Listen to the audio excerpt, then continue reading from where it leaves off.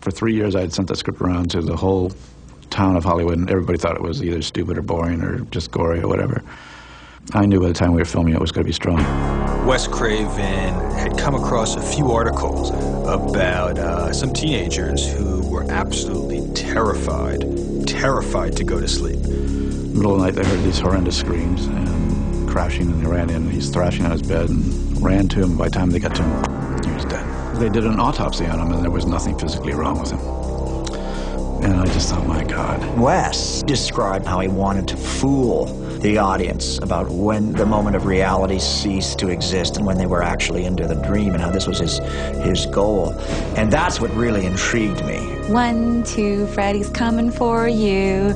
3, 4, better lock your door. Every time you hear that in any of the Nightmare on Elm Street movies, you know something bad is about to happen. Here's a guy who's been probably burned over 90% of his body, and he still wears a hat that covers some of that scarification, which is a sort of weird, vain thing. Those nails, the claws, and the scraping against the pipes.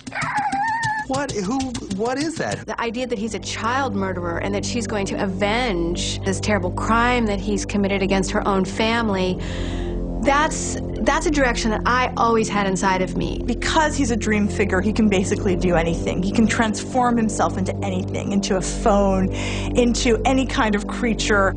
And so that's what makes him so powerful, because how do you resist sleep? How do you resist dreaming? He's everywhere. Everything was a little bit jerry-rigged on our set, just because we didn't have a lot of money. For my money, it's the revolving room scene where Tina just gets her brains bashed out on the ceiling.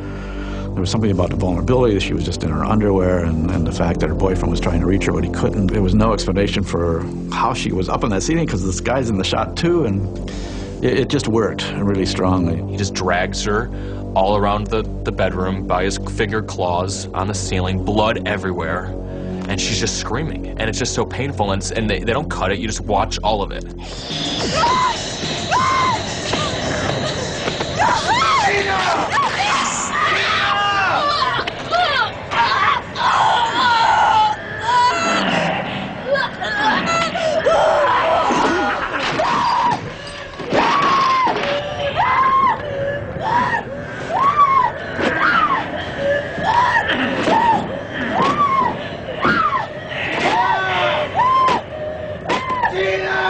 Leatherface grunts and he makes noises. Michael Myers doesn't say a word. Jason doesn't say anything.